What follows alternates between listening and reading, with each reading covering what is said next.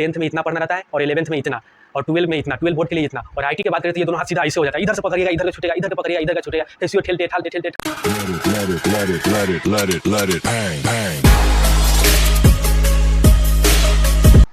जय हिंद फ्रेंड्स, स्वागत है आपको अपने इस यूट्यूब चैनल और इस अल्फा सीरीज में।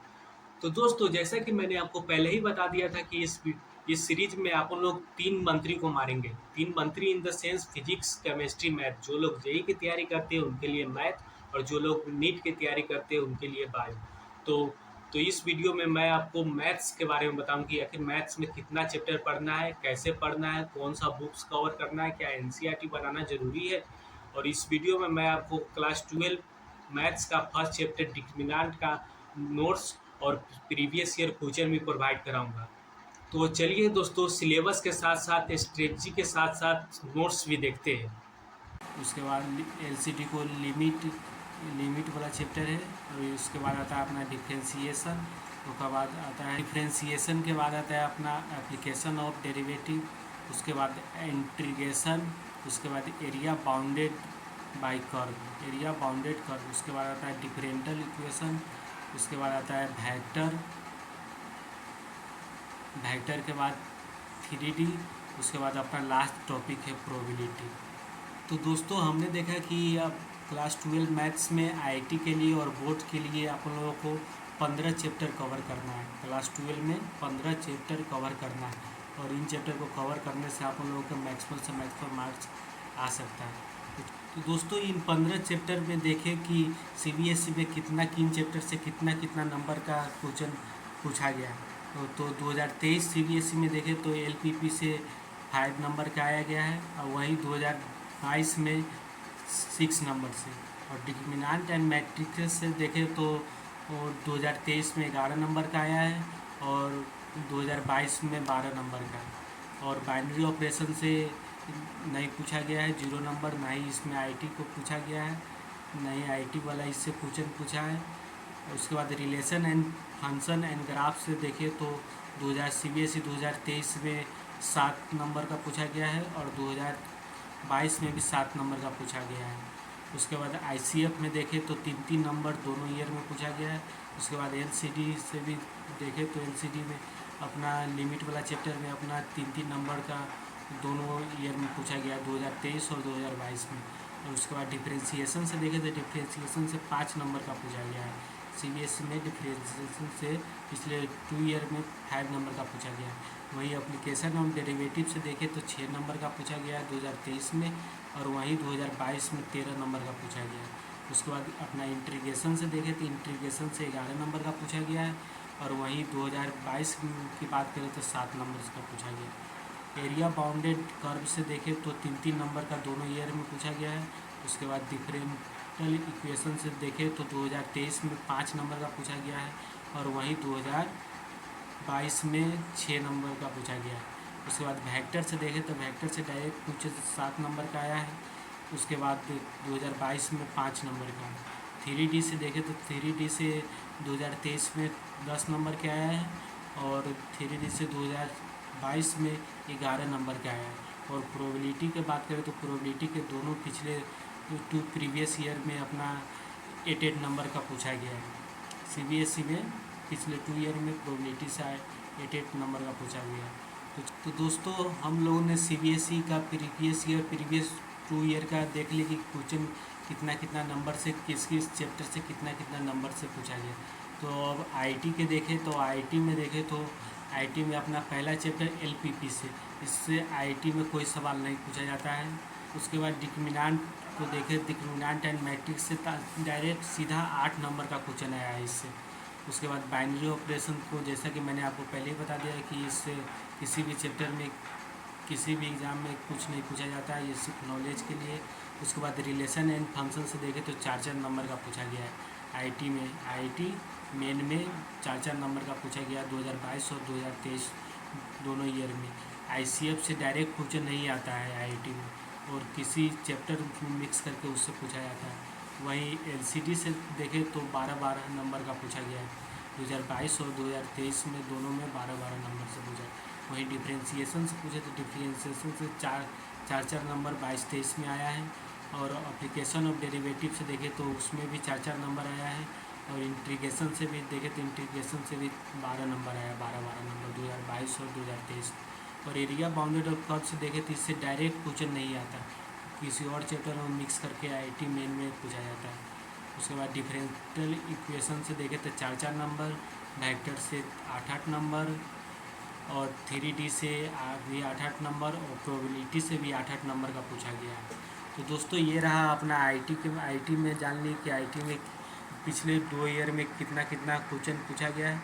तो आप चलिए बिहार बोर्ड के बारे में जान लें कि बिहार बोर्ड में कितना कितना नंबर पूछा गया है। दोस्तों अगर बात बिहार बोर्ड की करें तो बिहार बोर्ड में 200 नंबर का एग्ज़ाम आता है। 200 नंबर इन द सेंस आपको 200 नंबर का क्वेश्चन रहता है, और उसमें आपको 100 ही नंबर को लिखना रहता है, यानी कि 100 एक ऑब्जेक्टिव रहता है, और उस 100 ऑब्जेक्टिव में आपको 50 कवर करना है, और सब्जेक्टिव में भी ऐसा ही रहता है, 2 में से वो कवर लिखना है। तो बिहार बोर्ड में देखें तो एलपीपी से 2023 में और 2022 में और 2021 में, तो 2023 में देखें एलपीपी से तो 10 नंबर का, वहीं 2022 में 11 नंबर का, और वहीं 2021 में 6 नंबर का। और डिटरमिनेंट का देखें तो वो डिटरमिनेंट से 10 नंबर का 2023 में पूछा गया है, 2022 में 9 नंबर, और 2021 में 11 नंबर। और आईसीएफ से देखें तो आईसीएफ से 2023 में 17 नंबर, और 2022 में 13 नंबर, और 2021 में 21 नंबर। और डिफरेंशिएशन से देखें तो डिफरेंशिएशन से 26 नंबर का पूछा गया है, और 2022 में भी 27 नंबर का पूछा गया है, और 2021 में 33 नंबर से सिर्फ डिफरेंशिएशन से पूछ दिया गया। वही इंटीग्रेशन से देखें तो इंटीग्रेशन में देखें तो 46 नंबर का पूछा गया है, और 2022 में देखें तो 48, और 2021 में देखें तो 35, और डिफरेंशियल इक्वेशन से देखें तो 15 नंबर, और 2022 में भी 15 नंबर, और 2021 में 17 नंबर। और वेक्टर की बात करें तो वेक्टर से 25 नंबर 2023 में, 16 नंबर 2022 में, और 20 नंबर 2021 में। वहीं 3D की बात करें तो 3D से 3 डायमेंशन से 18 नंबर 2023 में पूछा गया है, और 2022 में 24 नंबर, इसमें 16 नंबर। दोस्तों आप बिहार बोर्ड की अगर तैयारी करते तो बिहार बोर्ड में कुछ तैयारी करने की ज़रूरत नहीं है, मजाक वाला बात नहीं है। बिहार बोर्ड में ज़्यादा चैप्टर पढ़ना ही नहीं, मिनिमम चैप्टर 9 ही चैप्टर पढ़ कर एकदम अच्छे से अच्छे मार्क्स ला सकते हैं। सब चैप्टर पढ़ने का ज़रूरत भी नहीं है, लेकिन आप नॉलेज के लिए पढ़ना चाहते हो तो मैं तो कहूँगा आप पढ़ें, नॉलेज के लिए ज़रूर पढ़ें कि इन चैप्टर्स को ज़रूर पढ़ना है। आप ऐसे ही 9 चैप्टर को कवर करके 180 मार्क्स ला सकते हैं, यानी 175 ऊपर ला सकते हैं, 175 ऊपर ला सकते हैं। उसमें ज़्यादा चैप्टर पढ़ने का ज़रूरत ही नहीं है। बिहार बोर्ड में एकदम आसान रहता है, समझिए ना एकदम। जैसे देखिए यहाँ पे इंटीग्रेशन से 46 नंबर, 48, 35, इंटीग्रेशन से ही इतना पूछ दिया गया। डिफरेंशिएशन से देखिए 26, 27, ये दोनों मिला के 60-70 प्लस पहुँच जाता है। मोटा मोटी आप इसी दो को पढ़ लीजिएगा बढ़िया से, तो आपका बहुत अच्छा मार्क्स आ जाएगा। सीबीएसई में देखें और सीबीएसई में देखें तो उसमें 15 चैप्टर, टोटल 15 चैप्टर्स, यानी बाइनरी ऑपरेशन को छोड़ दीजिए 14 चैप्टर से पूछा जाता है। 14 चैप्टर से देखिए सब चैप्टर से कुछ न कुछ पूछा गया, लेकिन बिहार बोर्ड में देखिए कुछ चैप्टर्स था एकदम कुछ पूछा ही नहीं गया है, और बाकी बात चैप्टर से जैसे डिफरेंशिएशन और इंटीग्रेशन ही पूरा इसका जान है। और यहाँ देखिए आईटी में भी सब चैप्टर से पूछा गया है, एलपीपी से नहीं पूछा जाता है। आप इसका स्क्रीनशॉट भी लेना चाहो तो ले सकते हैं, स्क्रीनशॉट ले लो आप, ताकि आपको पढ़ने में सुविधा रहेगा कि आप चैप्टर वाइज कैलकुलेट कर सके कितना नंबर किससे पूछा जाता है, कैसे पढ़ना है, किस चैप्टर को कितना फोर्स देना है, किस चैप्टर को कैसे कवर करना है। तो इसका ले लो सीबीएसई और आईआईटी मेन का। और उसके बाद आप बिहार बोर्ड का भी ले सकते हैं, ये भी ले लो स्क्रीनशॉट। बिहार बोर्ड में टोटल 9 चैप्टर कवर करना है। इन 9 चैप्टर को कवर कर आप मैक्सिमम एकदम 100 इंटू 100 आप मार्क्स अचीव कर सकते हैं। बिहार बोर्ड में ज़्यादा करना ही नहीं, आप डिफरेंशिएशन, इंटीग्रेशन और एक 3D को देख ले, आप ऐसे ही मैक्सिमम 100 नंबर आप ले आएंगे। लेकिन मैं तो कहूँगा आप पढ़ रहे हैं तो आप आईटी की भी तैयारी कर रहे होंगे, तो आईटी के लिए आपको सब कुछ पढ़ना है, यानी कि आप पूरा 14 चैप्टर एलपीपी को भी छोड़ दीजिए, बाइनरी ऑपरेटर आपको पूरा 13 चैप्टर पढ़ना है। इन 13 चैप्टर से आता है और आईटी में इन 13 चैप्टर में से एक दूसरे से रिलेटेड आता है, भर भर के कॉन्सेप्ट आता है, पूरा भर भर के। सबसे पहले नोट्स देखते कि आखिर नोट्स में है क्या, उसके बाद मैं आपको प्रीवियस ईयर क्वेश्चन दिखलाता हूँ कि आखिर 2008 से लेकर 2023 तक कि कौन साल में कितना क्वेश्चन पूछा गया है, कितना मार्क्स का पूछा गया, सबको अलग अलग करके चैप्टर वाइज आपको मैं प्रोवाइड कराऊंगा। तो चलिए डिटरमिनेंट देखते हैं। तो दोस्तों अल्फा सीरीज में मैथमेटिक्स की बात करें तो मैथमेटिक्स में अपना सबसे पहला चैप्टर डिटरमिनेंट।